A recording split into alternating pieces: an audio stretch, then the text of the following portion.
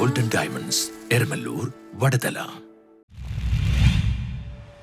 പള്ളുരുത്തി ശ്രീ ഭവാനീശ്വര മഹാക്ഷേത്ര മഹോത്സവത്തിന് ഫെബ്രുവരി 22 കൊടിയേറും. പള്ളുരുത്തി ശ്രീ ഭവാനീശ്വര മഹാക്ഷേത്രത്തിലെ മഹോത്സവം 2026 ഫെബ്രുവരി 22 മുതൽ മാർച്ച് 4 വരെ നടത്തപ്പെടും.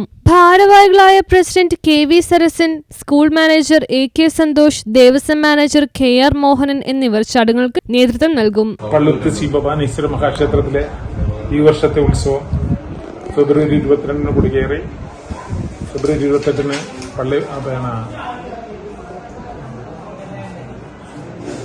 ഫെബ്രുവരി 22 കാവടിയും തെക്കും ഭാഗവും വടക്കും ഭാഗവും സെപ്പറേറ്റ് 2 കാവടികൾ എല്ലാ വർഷവും നടത്തിപ്പോരുന്ന പോലെ ഈ വർഷം നടത്തുന്നുണ്ട്.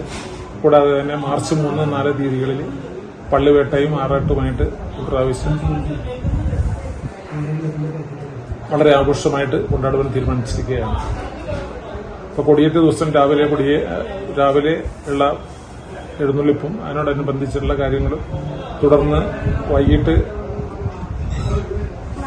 9 മണിക്കും 10 മണിക്കും മധ്യയുള്ള മുഹൂർത്തത്തിലാണ് കൊടിയേറ്റ്.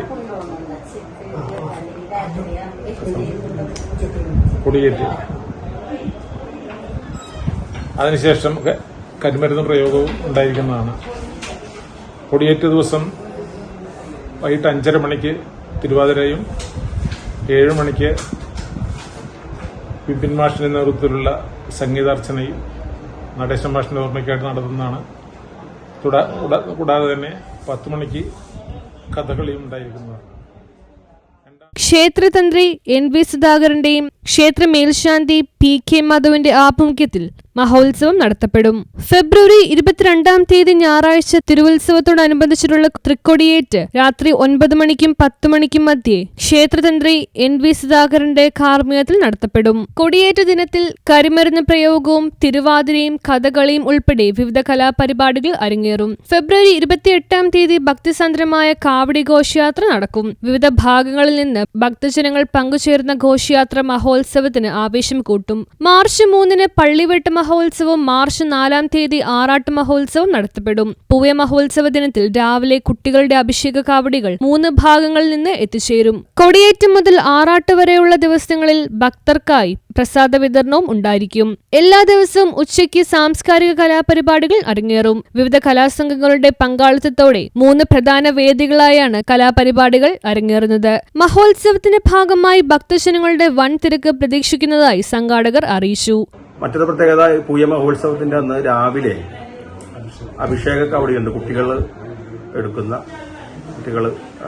നയിക്കുന്ന 3 ദേശങ്ങളിൽ നിന്നും എത്തിച്ചേരുന്ന, അത് വലിയ പുല്ലാരിയിൽ നിന്നും ചെറിയ പുല്ലാരിയിൽ നിന്നും കടയഭാഗം എന്നീ 3 ദേശങ്ങളിൽ നിന്നാണ് കുട്ടികളുടെ അഭിഷേക കാവടി രാവിലെ 8 മണിയോടുകൂടി ക്ഷേത്ര സന്നിധിയിലേക്ക് എത്തിച്ചേരുന്നത്.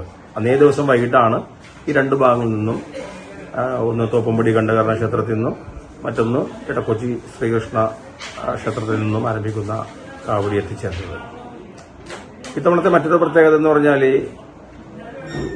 ഈ പശ്ചിമോച്ചിൽ തന്നെ ഏറ്റവും വലിയ ഈ ഒരു മഹാക്ഷേത്രമായിട്ടുള്ള ഭവാനീശ്വര മഹാക്ഷേത്രത്തിലെ പ്രസാദ ഊട്ടിന് നമ്മൾ വലിയ പ്രാധാന്യം കൊടുക്കുകയാണ്. സാധാരണഗതിയിൽ ഭവാനീശ്വര ക്ഷേത്രത്തിലെ മഹോത്സവം എന്ന് പറഞ്ഞാൽ നമുക്കറിയാം, നാനാജാതി മത. News bureau, Palluruthy.